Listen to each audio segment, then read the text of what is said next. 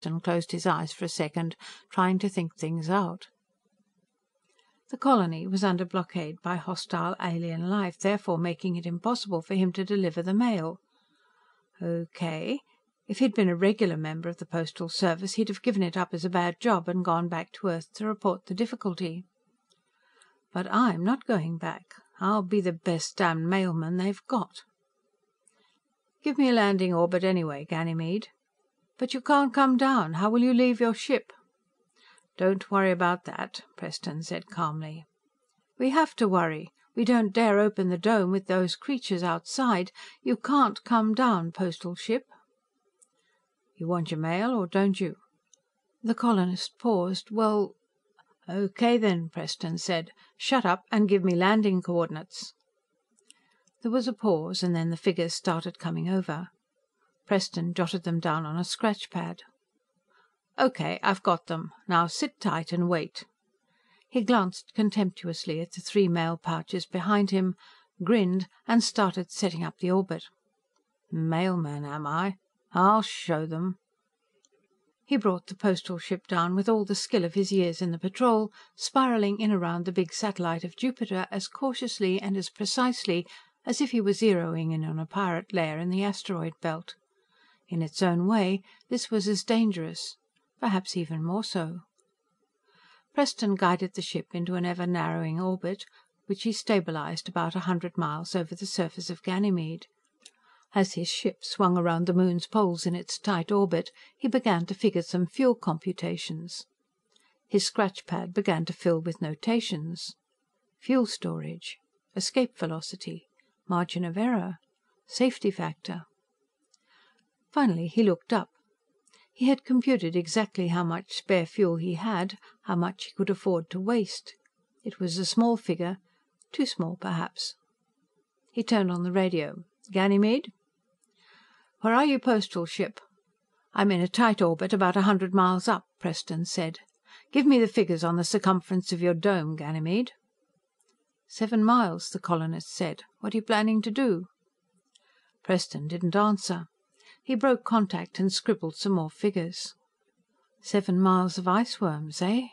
That was too much to handle. He'd planned on dropping flaming fuel on them and burning them out, but he couldn't do it that way.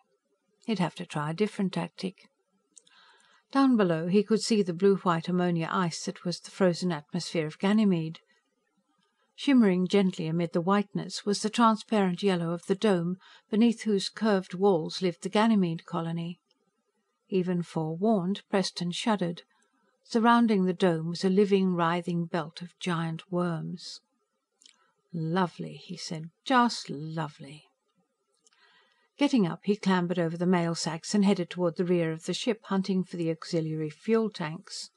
Working rapidly, he lugged one out and strapped it into an empty gun turret, making sure he could get it loose again when he'd need it.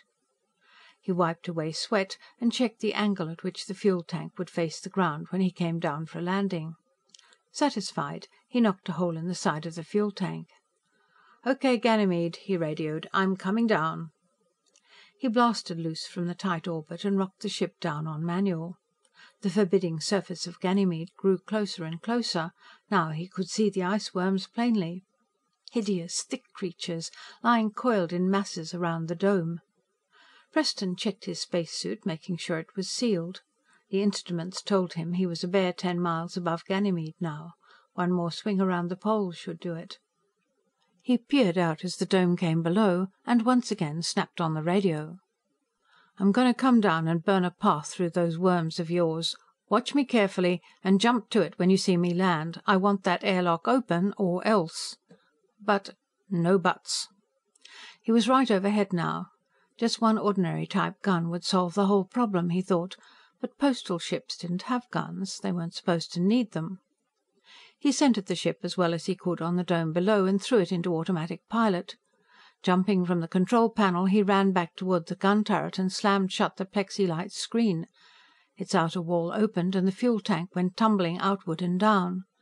He returned to his control panel seat and looked at the viewscreen. He smiled. The fuel tank was lying near the dome, right in the middle of the nest of iceworms. The fuel was leaking from the puncture. The iceworms writhed in from all sides. "Now," Preston said grimly.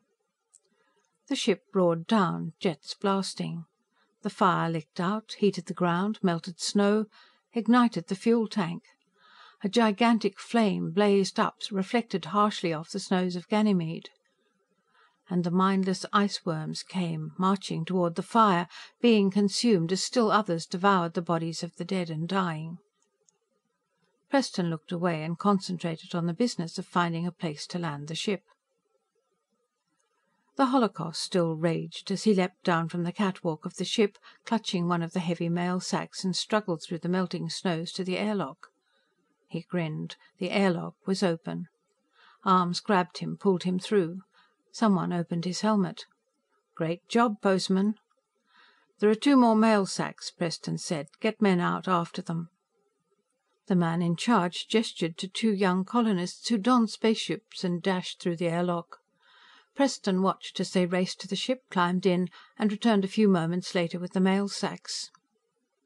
"You've got it all," Preston said. "I'm checking out. I'll get word to the patrol to get here and clean up that mess for you." "How can we thank you?" the official-looking man asked. "No need to," Preston said casually. "I had to get that mail down here some way, didn't I?" He turned away, smiling to himself. Maybe the chief had known what he was doing when he took an experienced patrolman and dumped him into Postal.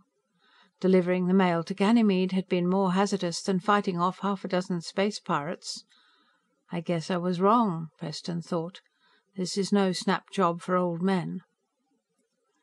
Preoccupied, he started out through the airlock. The man in charge caught his arm. "Say, we don't even know your name. Here you're a hero and—" "Hero?" Preston shrugged. "All I did was deliver the mail. It's all in a day's work, you know.